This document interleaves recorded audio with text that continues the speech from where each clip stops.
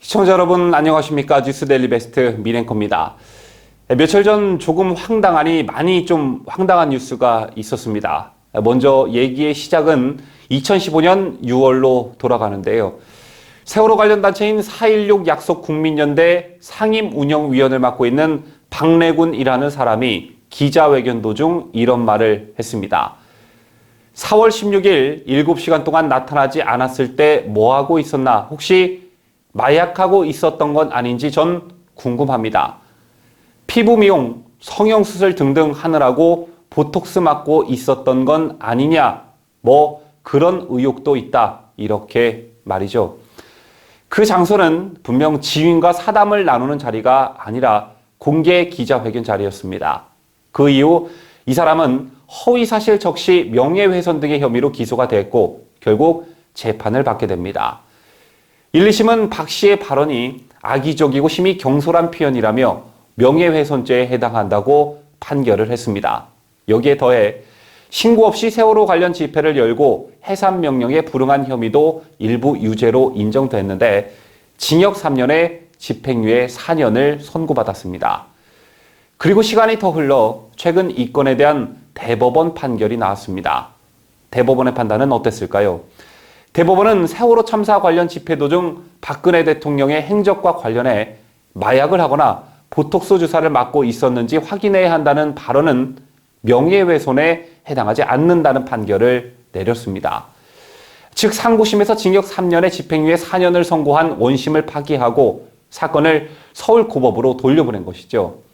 조금 더 대법원의 판결 취지를 여러분들과 함께 들여다보도록 하겠습니다. 대법원은 박 씨의 발언이 시민단체 압수수색의 부당성과 박 전 대통령의 행적에 관한 의견을 표명하는 과정에서 세간의 의혹을 제시한 것에 불과하다고 봤습니다. 또 대법원은 국가기관인 대통령의 직무수행이 적정한지에 대해 비판하는 내용이므로 표현의 자유가 특히 폭넓게 보장돼야 하는 표현의 행위에 해당한다고 판시했습니다. 아울러 당시 박 대통령의 7시간 행적이 사회적 논란이었던 만큼 박 씨의 발언은 공익과 관련성도 크다고 봤습니다.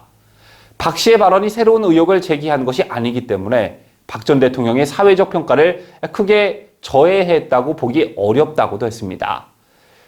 마약과 보톡스라는 표현을 사용한 점에 대해서는 이 정도 좋지 않은 의혹까지 나올 정도이니 행적에 대해서 제대로 밝혀달라는 의견을 강조한 것이라며 현저히 상당성을 잃은 공격이라고 단정할 수 없다고 덧붙였습니다. 자, 한번 이거 좀 간단히 정리해 볼까요? 세간의 의혹을 제시한 것이 불과해서 괜찮다. 대통령의 직무수행이 적정한지에 대해 비판한 내용이니 괜찮다. 표현의 자유가 폭넓게 보장돼야 하는데 박 씨의 발언은 표현 행위에 해당한다. 또 박 대통령의 7시간 행적이 사회적 논란이었던 만큼 박 씨의 발언은 공익적이다. 마약과 보톡스란 말까지 나올 정도니 이건 행적에 대해서 제대로 좀 밝혀달라는 의견을 강조했을 뿐이다. 이렇게 요약할 수가 있겠습니다. 자, 시청자 여러분. 얼마 전 이런 일이 있었죠. 문재인 부부가 아스트라제네카 백신을 맞은 것을 두고 여러 논란이 있었습니다. 이날 백신 접종이 생중계가 아닌 녹화로 진행됐다는 점, 그리고 의문의 가림막, 또 결정적으로 백신병에서 주사액을 뽑을 때는 주사 바늘에 캡이 없었는데 간호사가 칸막이 뒤로 간 다음 나온 뒤에는 바늘에 캡이 씌워져 있었다는 점을 네티즌들이 지적하면서 논란이 번졌습니다. 그러자 질병관리청은 이 같은 의혹을 제기한 온라인 게시글 4건과 영상 4건 등 8건의 게시물을 허위사실 유포에 따른 공무집행 방해로 경찰에 수사 의뢰했고 경찰은 모 커뮤니티 사이트 본사를 압수수색하는 등 빛의 속도로 움직였었죠. 그렇다면 전문가들의 의견은 어땠을까요? 결론은 정부가 거짓말을 하고 있다였습니다. 논란이 일자 노환규 전 의협회장이 자신의 SNS에 글을 올렸는데 노환규 전 의협회장이 올린 글은 다음과 같습니다. 실제 매뉴얼에는 캡 닦기를 피하라 라고 나와 있다. 그리고 꼭 필요하다면 두 손을 쓰지 말고 한 손을 사용하라고 되어 있다. 리캡이 매뉴얼이라는 거짓말은 하지 말라. 이 밖에도 한 현직 의사도 페이스북을 통해 미국에서 리캡하다 찔리면 각종 피검사에 정신병동 가서 마약 검사까지 받아야 한다. 10번 리캡 시도해서 바늘 끝에 플라스틱 캡이 안 닿거나 손가락이 안 찔리고 10번 다 성공하면 한턱 내겠다. 이렇게 자신감을 보이기도 했습니다. 물론 의료 전문가들에 따라 의견이 좀 분분했으나 한 가지 확실한 건 그날 문재인 부부의 백신 접종 장면은 충분한 논란거리가 되기 충분했다는 점입니다. 특히나 아스트라제네카에 대한 국민적 불신이 높은 상황에서 국민들의 불안을 해소하기 위해 문재인 본인이 직접 맞는 결정을 내렸다면 더욱더 주의를 기울여야 했습니다. 자, 여기서 영상 초반에 브리핑해드렸던 박근혜 대통령 마약 운운했던 사람의 대법원 판결과 문재인 백신 접종권을 비교해 보도록 하죠. 대법원은 세간의 의혹을 제시한 것에 불과해서 넌 괜찮다라고 했습니다. 또 대통령의 직무 수행이 적정한지에 대해 비판한 내용이니 또 넌 괜찮다라고 했습니다. 또 표현의 자유가 폭넓게 보장돼야 하는데 박 씨의 발언은 표현의 행위에 해당한다고도 했습니다. 또 박 대통령의 7시간 행적이 사회적 논란이었던 만큼 박 씨의 발언은 공익적이다. 마약과 보톡스란 말이 나올 정도니 이 건 행적에 대해서 제대로 밝혀달라는 의견을 강조했을 뿐이다.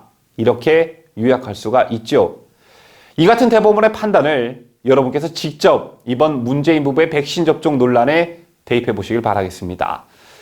자, 그런데 여기서 갑자기 이준석이 등장합니다. 이 같은 의혹을 제기한 네티즌들과 유튜버들에 대해 이준석이 한마디 했는데 보수에 먹칠하지 말고 제발 좀 그만하시라 라는 겁니다.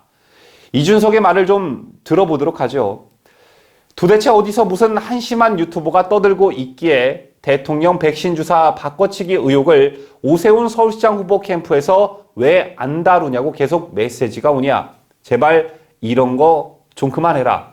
선거 말아먹을 거 아니면 유튜버들도 윤리의식을 가져라. 후원 몇 푼 빨아먹으려고 선거 때마다 이상한 아이템으로 선동하지 말고 보수 진영의 먹칠에서 얻은 그 몇 푼이 얼마나 가성비 떨어지는 돈이냐.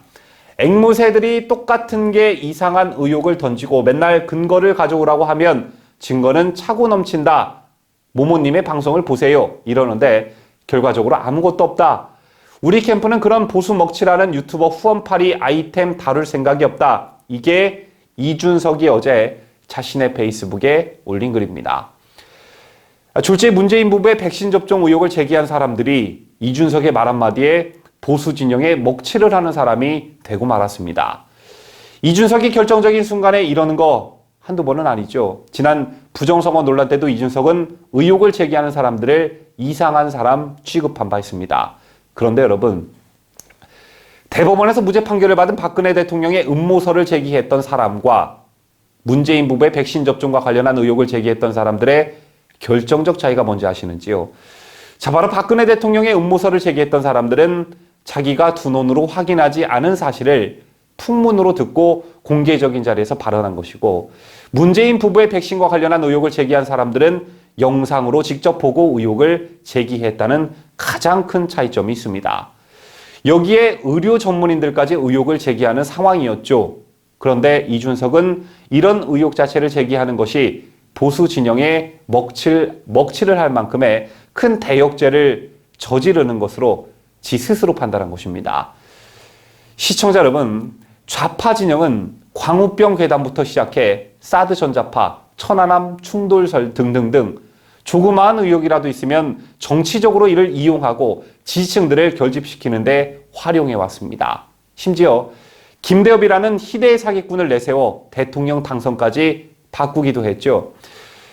지금 제가 우리 진영도 이들처럼 똑같이 하자고 주장하는 게 아니라 최소한 합리적 의심에 의한 의혹 제기와 비판은 우리 진영에서 누군가는 나서서 해야 한다는 말씀을 여러분들께 드리고 싶은 겁니다.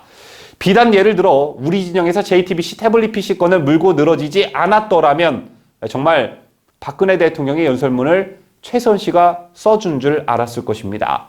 하지만 집요한 의혹 제기와 근거 제시로 많은 부분들이 밝혀졌죠. 이준석 같은 마인드로는 살벌한 진영 간의 전쟁이 펼쳐지고 있는 대한민국의 정치판에서 우리 우파 진영은 백전백패일 수밖에 없다는 게 저의 생각입니다. 몇 년째 가슴팍에 국회의원 배지 못 달고 있는 이준석 전 최고위원, 그 좋은 머리 좋은 데 쓰시기를 바라겠습니다. 지금까지 저는 뉴스데일리 베스트 민앵커였습니다.